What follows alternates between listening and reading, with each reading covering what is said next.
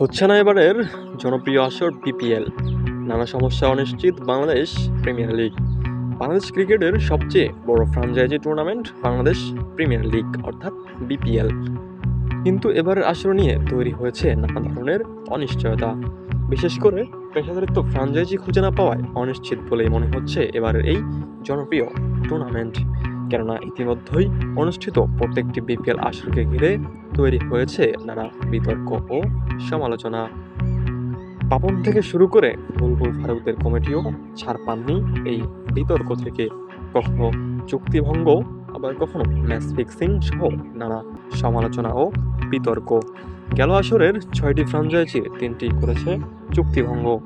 নিয়ম মেনে খেলেছে 3টি franchise: Champion Rajshahi, Rangpur Riders ও চট্টগ্রাম রয়্যালস। এই বিতর্কিত ও সমালোচিত বিপিএল করতেই যেন নারাজ বিসি বস তামিম ইকবাল। তাই তো তিনি জানিয়েছেন, যদিও আমরা করি সেটা করার মতো করব। এদিকে দেশের ক্রিকেট প্রেমীদের মধ্যে বাড়ছে উদ্বেগ, আদৌ কি স্বল্প সময়ের মধ্যে মাঠে গড়াবে এবারের জনপ্রিয় tournament BPL? Apel Mahmud, BD, Riyad sports.